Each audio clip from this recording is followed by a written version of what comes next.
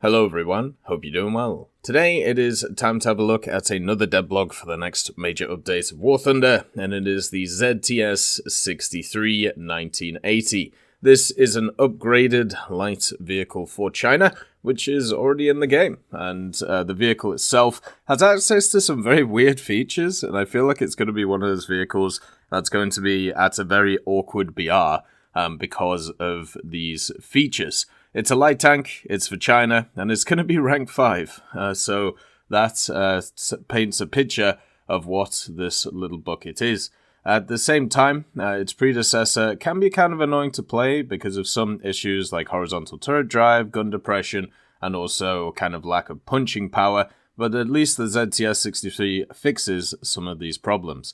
As always, if you enjoy the content, make sure to subscribe to the channel, and also like the video. Let's get into the history of this vehicle.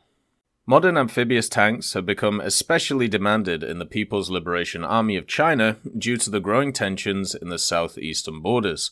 For a long time, obsolete American-made tanks filled this gap, but they were obviously no longer suitable for the conditions of modern warfare.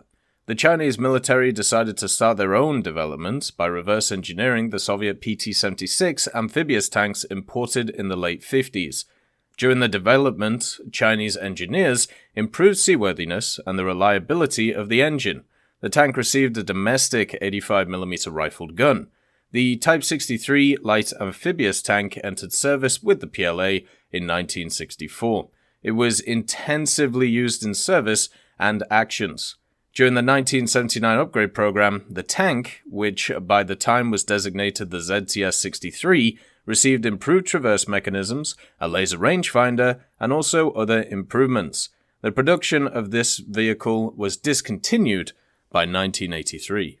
So the ZTS63 is an upgraded version of a vehicle we already have in game, which is, of course, the Type 63-1. Now, the Type 63-1 has a few issues. You know, it has some nice stuff about it, but the general problem is, of course, its heat can be, let's say, a little bit problematic because of the simple fact that it doesn't always do a ton of damage post-penetration. It doesn't have a stabilizer. It also doesn't have any armor. It gets artillery easily, and also because of its height, it's quite easy to kill. And on top of this, it also doesn't have good horizontal traverse. So what I'm hoping for when it comes to the ZTS63 1980, it fixes some of these issues. The horizontal traverse is one of the big ones. Obviously, the gun depression, it probably can't do a lot about because of its general setup. But when reading through the devblog, that's not really what I actually get from this vehicle. What I get is it adds 2 areas of the vehicle which already weren't that bad. The major thing that this vehicle needs is a stabilizer, but there's absolutely no mention of a stabilizer. Maybe it does have a stabilizer, and that's good.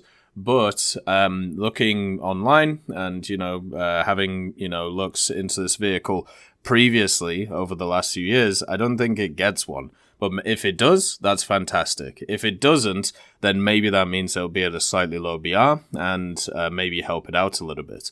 But this vehicle gets access to a bunch of weird stuff. It's kind of like the IKV-91 in a way, where the IKV-91 has a laser rangefinder, and that meant that its BR has always been a little bit weird to balance. And this thing is the same. It has the laser rangefinder, but also on top of it, they've given it an APF-SDS round.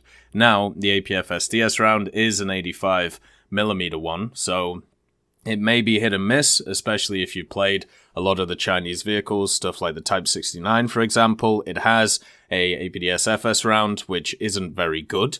It's actually probably worse than the heat round, so we're going to have to see how that works with this vehicle as well. Maybe the APF-SDS is just worse than the standard heat, but because it gets that stabilizer and also because it gets this Dishka on top of it, it might actually mean that this thing goes at a BR where it really doesn't deserve. And as we've seen with a lot of these vehicles, which have these like general upgrades, but they don't really upgrade the parts which need to be upgraded to be more useful in the game, it can really struggle at the end of the day. And as somebody who's played a lot of the Chinese tech tree, recently I've been spading the AFT-09, which has been super fun.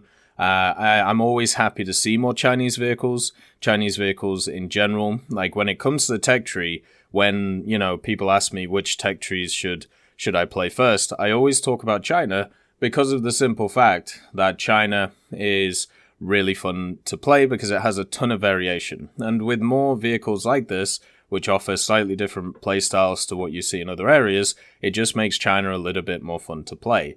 I feel like this vehicle is going to be in a really odd place, though. Like, you know, its mobility is okay at best. Like, they talk about it being very good in this article. As somebody who's played, this vehicle, basically, and, you know, it doesn't really have that much upgraded mobility over the other one. You know, its reverse is an issue. Supposedly, they've improved its traverse, so probably changed its transmission up a little bit. But it's not going to be something that's, you know, insanely good in that regard. It will die very quickly. And also the amphibious angle, we've talked about this many times. Amphibious stuff is a gimmick when it comes to War Thunder. The times when amphibious vehicles actually work is very small compared to the times where it doesn't make a difference at all. There's only a few maps where you're able to do it, and even then, a lot of these vehicles are incredibly loud, so it's very easy to hear them move around. They're also pretty slow through the water. So am I happy to see this? Yes. Is it a game changer? Probably not. And I am very worried about its BR, just because it's a middleman. It has a lot of issues with it when it comes to its armor, when it comes to its stability of its gun, when it comes to its general mobility. But it also should, if the Devblog's right, it should hit like a truck.